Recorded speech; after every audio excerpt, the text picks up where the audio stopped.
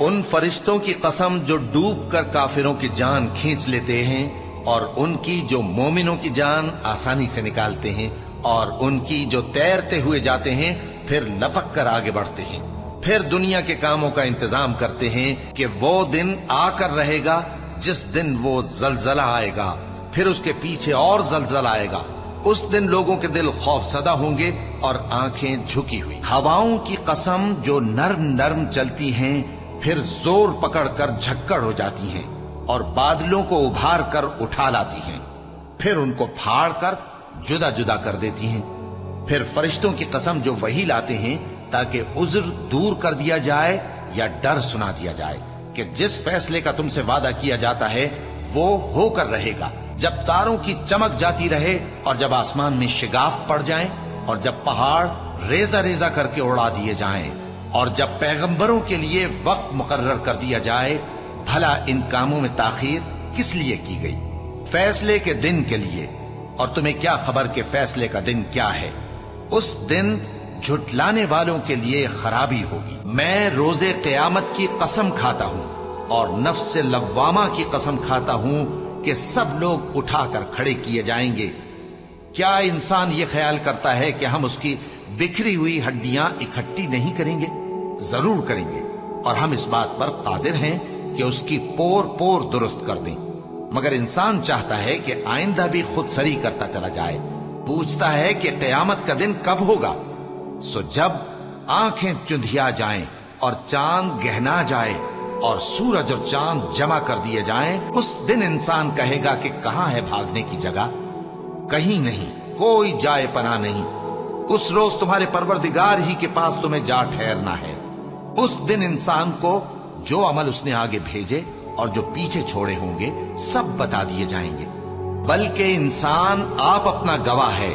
اگرچہ عذر و معذرت کرتا رہے تو اے نبی، ان کافروں کو کیا ہوا ہے کہ تمہاری طرف دوڑے چلے آتے ہیں، دائیں اور بائیں سے گروہ گروہ ہو کر جمع ہوتے جاتے ہیں؟ کیا ان میں سے ہر شخص یہ امید رکھتا ہے کہ نعمت کے باغ میں داخل کیا جائے گا؟ ہرگز نہیں۔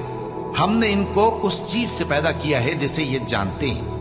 پس مشرقوں اور مغربوں کے مالک کی قسم کہ ہم طاقت رکھتے ہیں، یعنی اس بات پر کہ ان سے بہتر لوگ بدل لائیں، اور ہم عاجز نہیں ہیں، تو اے پیغمبر ان کو باطل میں پڑے رہنے اور کھیل لینے دو، یہاں تک کہ جس دن کا ان سے وعدہ کیا جاتا ہے وہ ان کے سامنے آ موجود ہو۔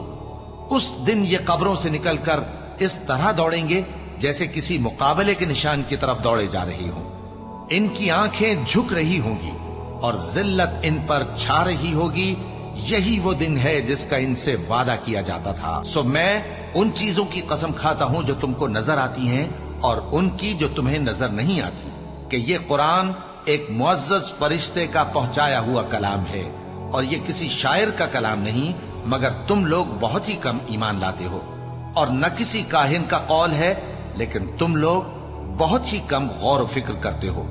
یہ رب العالمین کا اتارا ہوا ہے، اور اگر یہ پیغمبر ہماری نسبت کوئی بات جھوٹ بنا لاتے تو ہم ان کا داہنا ہاتھ پکڑ لیتے، پھر ان کی رگے گردن کاٹ ڈالتے، پھر تم میں سے کوئی ہمیں اس سے روکنے والا نہ ہوتا۔ اور یہ کتاب تو پرہیزگاروں کے لیے نصیحت ہے، اور ہم جانتے ہیں کہ تم میں سے بعض اس کو جھٹلانے والے ہیں۔ نیز یہ کافروں کے لیے موجب حسرت ہے، اور کچھ شک نہیں کہ یہ یقین کرنے کے لائق ہے۔ سو تم اپنے پروردگار عظیم کے نام کی تسبیح کرتے رہو۔ نون، قلم کی اور جو کچھ لکھنے والے لکھتے ہیں اس کی قسم کہ اے پیغمبر صلی اللہ علیہ وآلہ وسلم، تم اپنے پروردگار کے فضل سے دیوانے نہیں ہو، اور بے شک تمہارے لیے بے انتہا اجر ہے، اور یقیناً تم اخلاق کے اعلیٰ مرتبے پر ہو۔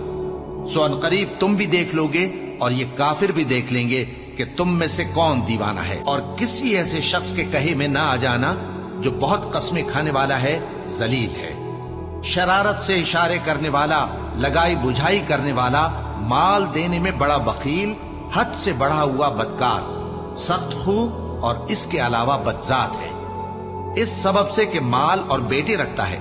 جب اس کو ہماری آیتیں پڑھ کر سنائی جاتی ہیں تو کہتا ہے کہ یہ اگلے لوگوں کے افسانے ہیں، ہم ان قریب اس کی اونچی ناک پر داغ لگائیں گے۔ تمہیں کیا ہو گیا ہے؟ کیسی تجویزیں کرتے ہو؟ کیا تمہارے پاس کوئی کتاب ہے جس میں یہ بات پڑھتے ہو کہ جو چیز تم پسند کرو گے وہ تم کو ضرور ملے گی؟ یا تم نے ہم سے قسمیں لے رکھی ہیں جو قیامت کے دن تک چلی جائیں گی کہ جو کچھ تم طے کر لو گے وہ تمہارا ہوگا؟ جو لوگ کافر ہیں ان کا اعتقاد ہے کہ وہ دوبارہ ہرگز نہیں اٹھائے جائیں گے۔ کہہ دو کیوں نہیں؟ میرے پروردگار کی قسم تم ضرور اٹھائے جاؤ گے، پھر جو کام تم کرتے رہے ہو وہ تمہیں بتائے جائیں گے، اور یہ بات اللہ کو آسان ہے۔ تو اللہ پر اور اس کے رسول صلی اللہ علیہ وآلہ وسلم پر اور اس نور یعنی قرآن پر جو ہم نے نازل فرمایا ہے ایمان لاؤ، اور اللہ تمہارے سب اعمال سے خبردار ہے۔ جس دن وہ تم کو اکٹھا کرے گا یعنی حشر کے دن، وہ نقصان اٹھانے کا دن ہے، اور جو شخص اللہ پر ایمان لائے اور نیک عمل کرے وہ اس سے اس کی برائیاں دور کر دے گا اور جنت کے باغوں میں جن کے نیچے نہریں بہ رہی ہیں داخل کرے گا۔